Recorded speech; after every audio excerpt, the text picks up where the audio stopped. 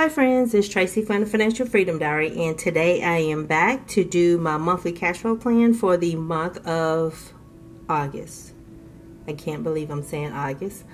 But if you're new to my channel, please consider subscribing below. And I hope you all are having a wonderful day and everything's been going well for you all. I'm going to go ahead and jump right on into this form. So I am going to zoom you guys in just a little bit so you can see what I wrote up here. It looks a little tiny to me.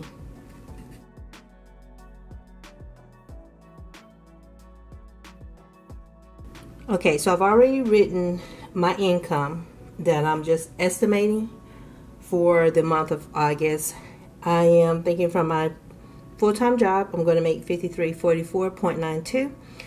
And I'm a salaried employee, so that really doesn't change. And I'm expected to save $50 from my cash envelopes, which will give me a take-home pay of $5,394.92. Now, let's jump down into the savings section over here. So the way I'm going to do this form is going to be a hybrid routine between the monthly cash flow plan and the allocated spending plan. So I'm going to write in my budgeted amounts here, and then I'm going to subtract that total from this right here, and I'm just going to write what I have left to spend right here, so that way I can stay on track and not overspend and then have to go back and make adjustments. And I hope that makes sense, okay? And if you want this form, I always keep a link to this form in my description box below. So for gifts, I'm going to set aside $133.33. My sons are going to get $120. That's $60 a piece per kid, and that total is going to be $253.33. And I know some people are probably wondering why I do this so early. It's just to calm my nerves about the future. What can I do? Am I going to be able to pay off a student loan or not? You know, to kind of help me fortify myself before the month even begins. So I have $5,141.59 left after taking out those two. So for my rent, I'm taking out $990.95. But yeah, I am a person who worries a lot. And so I've had to find ways to adjust, you know, to kind of cope with my natural tendencies to worry about things. So when I subtract $990.95 from $5141.59, I have $4,150.64 left to spend. And so in Memphis, all of our utilities are with one company. So this is light, gas, and water that I'm going to put on the electricity line. And I'm estimating $275. That's pretty high. But I like to estimate high because that's like the maximum amount I think I spent over the winter time. So I just keep that number rolling all year round just to make it easier on myself. So let me slide up just a little bit here. And for cell phones, my portion is $65. Internet is $150, and I don't have cable. And so I should have saved that in the memory, but I forgot.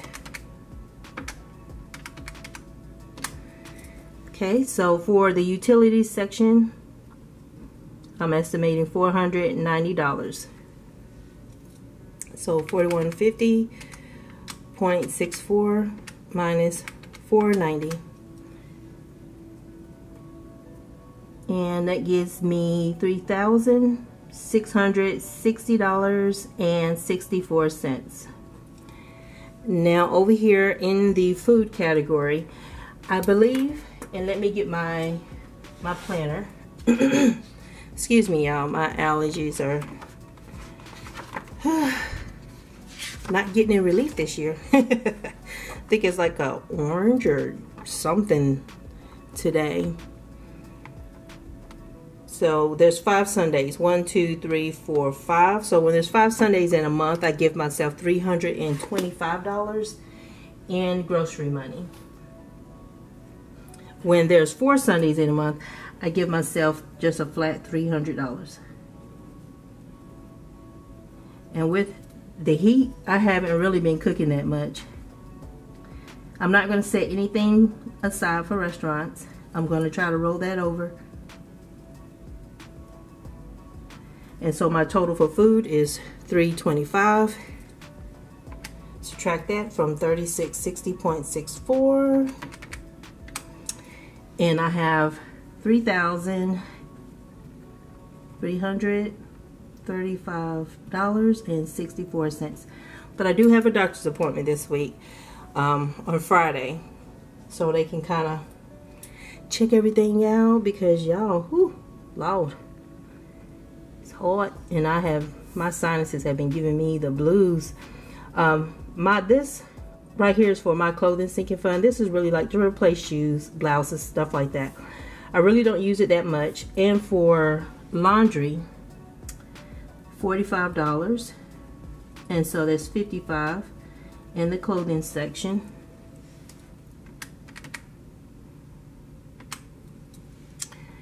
And I have $3,280.64. So in my transportation section, gas and oil, I'm still going to set aside $100, even though I haven't been leaving the house that much and they haven't told us when we're returning to work. I'm still just keeping it there, just getting, staying adjusted to setting that money aside, not flip-flopping around, because Lord knows I won't be able to remember what my original amount was. So for car maintenance, that's the cash envelope, and so I'm taking out $75 for that. And I have $175 as the total for that category. And so I have $3,105.64 left to spend. I'm not going to put anything in my medication sinking fund, because I'm trying to remember what it's called, my FSA, and what I already have set aside for medical, I think I have over $2,000. So I'm good there. So I'm just going to make this a 0. And I normally was only just putting in like $10. So it wasn't a lot from a cash perspective. Anyway, and when I use it, then I may reconsider and start putting more money back into it once I start using it now, because I need to check and see when my the FSA I rolled over from 2019, the CFL is still 2019, yeah, because it's 2020. See if it'll still roll all of that balance into 2021. So for my health insurance, I pay $22.44 a month. My renter's insurance, I'm estimating at $25. And I did give them a call. So when my renewal period pops up, and I can't remember if it's in September 6th or October 6th, but they're going to charge me $219 for paying the one lump sum versus the $23.25, and I think that was like $279 that I was paying. So I'm going to save about $60. So I'll take it. Auto insurance is $100, and this one I'm going to have to catch in January. And identity theft is $696. And this is going to be my insurance sinking fund. So when I do make those charges and they hit my credit card, I'm just going to go ahead and take from this sinking fund to pay whatever that balance was. So that way I can keep my credit revolving. Because what I did find out, because FedLoan was not reporting my my debt payoff along the way. And so they just recently started paying, and I've seen my credit score drop like 56 points, go up 56 points, drop 56 points every time I pay one of them off. It's happened. It's like a seesaw. So there's a little bit of that going on, but it's okay. It's okay. I do not want to hold on to $60,000 in student loan debt just to keep my credit score up. For my household cash envelope, I'm going to take out $50. For my subscriptions, this is my iCloud, and I pay $2.99 for that. My subscription sinking fund gets $46.08, and then I give myself $100 for my pocket money. And I totally forgot to add this part up. So I am going to put this in memory, the 3105.64, put that in my memory so I can add this up. So 22.44 plus 25 plus 100 plus 6.96 plus 100, and that is $254.40. $254.40. Now let's see if I can get this right.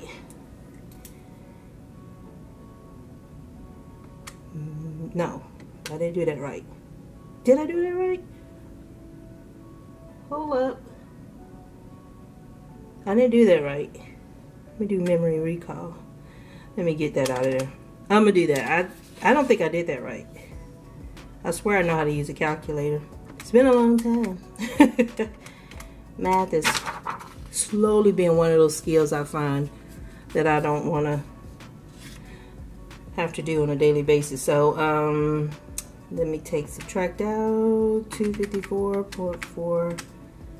What did I just do? 3105. I'm just messing up over here. But it wouldn't be one of my videos if I did mess up, right? Subtract out 254.40. 2851.24. I found a new maneuver. That wasn't what it's supposed to do. It should pop up the number I put into the memory, and then you hit the minus sign and then put in the next number and then subtract it out. But I did something else, so I'm gonna have to watch this video and keep playing around with that.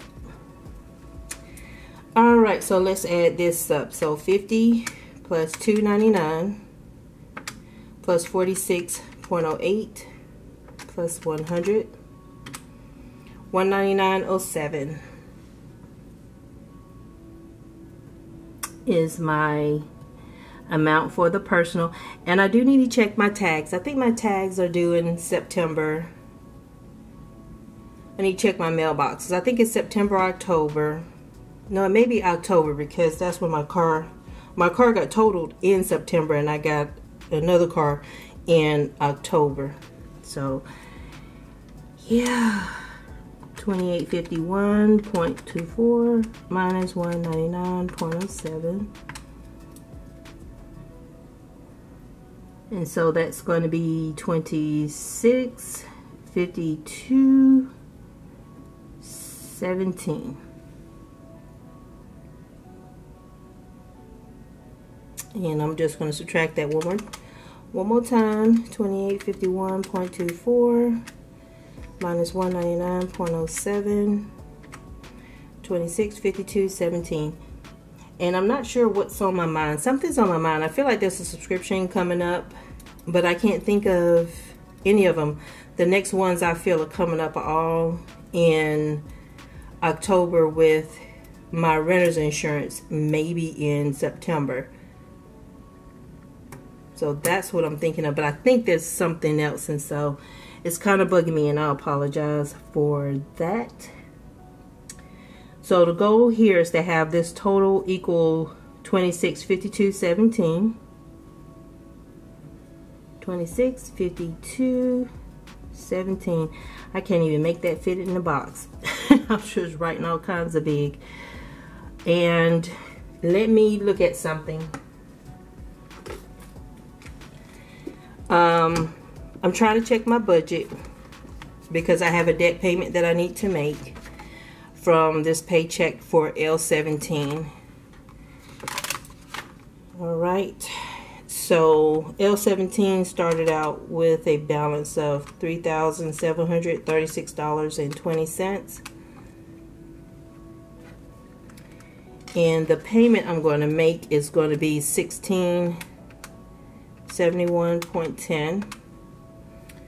Okay.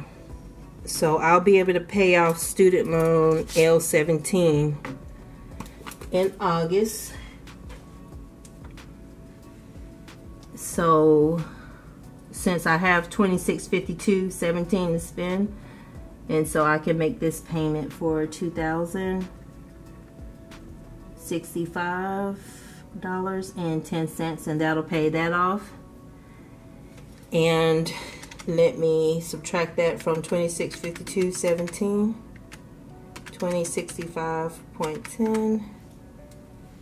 And so I'll have $587.07 to put to Fed loan N19.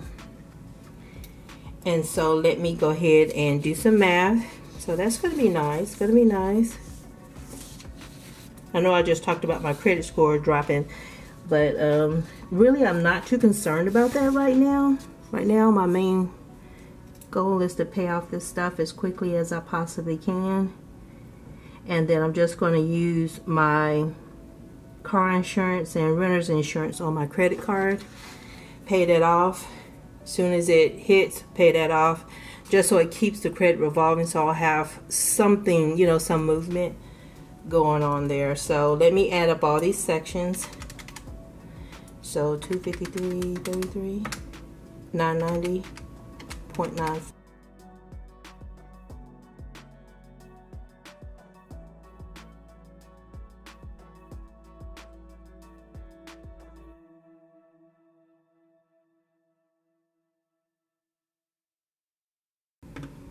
$53.94.92. That's good. So I now have, let me slide this up, I apologize. $53.94.92. I now have a zero base budget to go into the month of August with. Well, I have a zero base budget now, and this is going to keep me focused for the month of August. I got to bring in that $50 in savings from my cash envelopes because I'm now budgeting off of it. And so I got to stay focused on tightening up on the cash envelopes. And I have this goal of making of putting $2,652 to my student loans. And so I'm going to want to hit that. Really, I'm going to want to surpass that.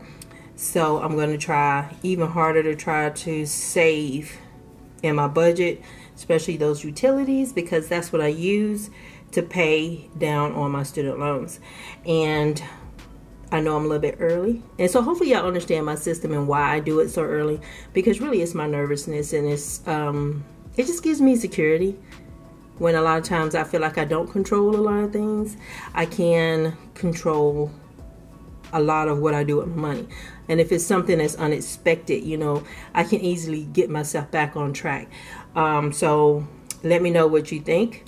And like I said, if you're looking for this form, or you got a friend that needs a form like this to kind of help them, the link is in my description box below. And I will talk to y'all later. Bye y'all.